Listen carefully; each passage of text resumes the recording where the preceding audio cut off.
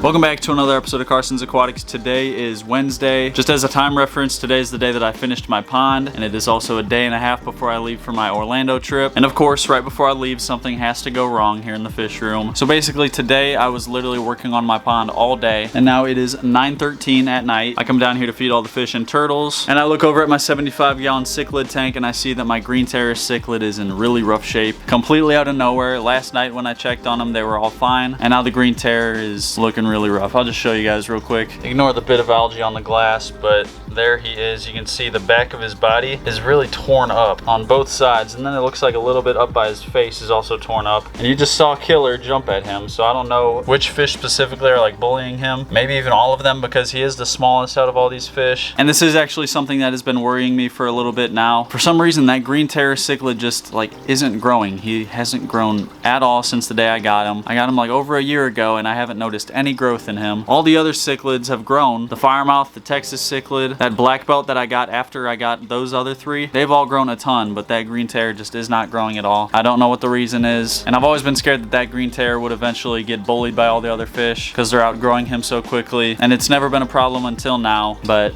I'm kind of conflicted on what to do. I mean, obviously he can't stay in this tank overnight. He will probably be dead by the morning. So I'm gonna have to set up some kind of temporary tank for him and then try and revive him. And then, I mean, I hate to say it, but I'm probably gonna have to get rid of him because I don't have a tank that he can stay in alone. And he more than likely won't be able to go back in there with the cichlids. So yeah. The green terror is probably going to be going bye-bye here pretty soon. But before we can even think about getting rid of him, we do have to get him out of that tank and get him all healed up. And I think the tank I'm going to put him in is actually that empty 40-gallon right there. I'll probably fill it up halfway, put a sponge filter in there, give him a hide, and then start treating it with aquarium salt. And again, I'm not leaving tomorrow, but I am leaving the day after that at like 4:30 a.m. So we've got to act fast. And with that being said, I'm going to start filling that 40-gallon tank with water.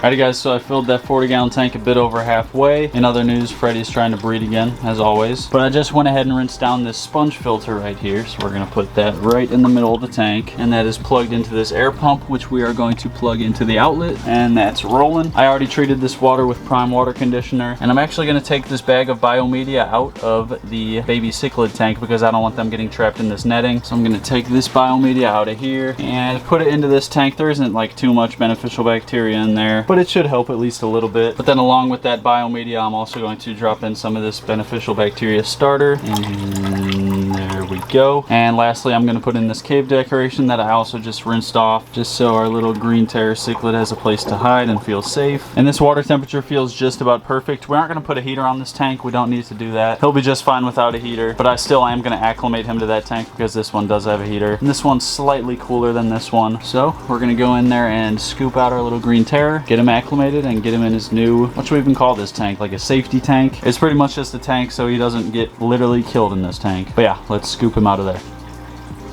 Yes, got him. Now I'm gonna put him in this pitcher full of 75-gallon tank water. There you go, buddy. Like I just said, this pitcher is full of water from his old tank. And now we're gonna get a scoop of water from his new tank and pour that into this pitcher. And we're gonna do that a couple more times, like in 5-minute intervals. That'll get him adjusted to not only the water temperature, but also like the water parameters. So we're gonna do that a couple more times, and then we'll put him in his new holding tank. A few moments later. Alrighty guys, it's been about 15 minutes. This cichlid has been acclimated to his new tank. But before we put him in there, I am going to add a bit of this stress coat, which basically like replaces the fish's slime coat. Their slime coat is like a protective layer on their scales. And from the looks of that cichlid, it seems that a lot of his slime coat has been like torn away by the other cichlids. So that should help him out. Now we are going to take this pitcher and slowly release this cichlid into his new tank.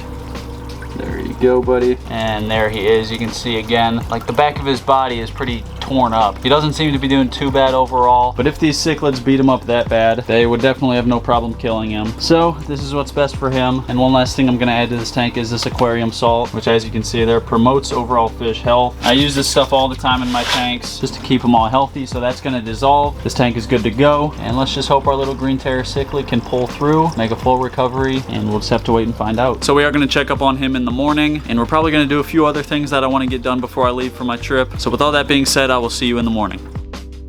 Alrighty guys, it is the next day. Let's go ahead and check in on our green terror cichlid. He is right back there chilling on the bottom of the tank. He's just kind of hanging out. He is alive, obviously, so that's at least a good thing. Also, just a second ago, I went ahead and treated this tank with some Melafix, which pretty much helps repair damaged fins and open wounds and promotes the regrowth of damaged tissue and fins. So this is the perfect stuff. Hopefully the little guy will be all right. I'm sure he will, actually. Yeah, see, he's moving around. So we're just gonna have to give him some time. In other news, I was just out and about picking some stuff up, and I decided to stop at the fish store and pick up some common guppies, and these guys are actually for the frog tank right down there. A couple videos ago, I got some rainbow fish for that 40-gallon frog tank because, like I mentioned in that video, I just miss seeing fish in that tank. But those rainbow fish are just a bit too small to go in there with the frogs. The frogs would definitely eat them if I left them in there. So those rainbow fish are in the 55-gallon for now, but I still want to see fish in that tank. So I picked up some common guppies, and obviously I don't care if these guys get eaten by the frogs. So we're gonna get them in there to start acclimating, and we're gonna give them about 20 minutes to acclimate, and then we'll put them in their 40-gallon tank. I'll see you then. Alrighty guys, so it has been about 20 minutes, so I'm going to get these guppies out of their bag and into this net, and now into the tank.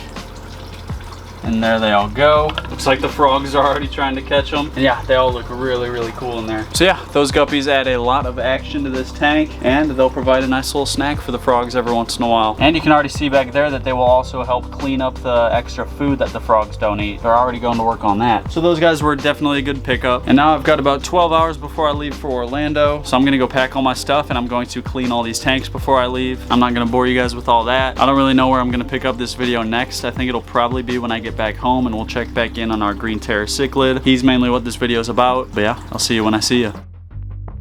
Alrighty guys, and I'm now back from Orlando. I had a great time meeting you guys at Aquatics, so if you did stop by to say hello, thank you. But anyway, I am happy to be back home, ready to get back to work on some videos, ready to put some fish outside in the pond, which will probably be my next video. But right now, I want to give you guys a few updates. First of all, on the green terror cichlid. He's right under there in his cave, and you probably can't see it too well, but those wounds on the back of his body seem to be healing up a little bit. And I honestly can't believe I didn't notice this before, because it's so obvious now. The reason he has the same exact markings on both sides of his body is because Ike, my pike cichlid, literally had the green terror cichlid in his mouth trying to eat him. Like, I 100% guarantee that's what happened. Those markings on both sides of the green terror's body are the exact shape of Ike's mouth, so I mean, that's what happened. Ike tried to eat the green terror cichlid. He had his entire tail in his mouth, but then the green terror eventually got away. So that's honestly really scary to think about. We were that close to losing one of our cichlids, all because of this fella right here. Ike, you should be ashamed of yourself. So yeah, that's what happened. Luckily, we were able to get the green terror out of there and into his own tank. And I know, like last week, I was talking about getting rid of him after we get him all healed up, but I came up with a better plan, which I'm not going to tell you too much of yet. I'm going to keep that a surprise for now, but we are going to keep all of our fish. All I'll say for now is there's going to be some big moves made here in the fish room pretty soon, so stay tuned for all that. Oh, also, if you remember, I got like 20 common guppies for the frog tank. There are now 3 left,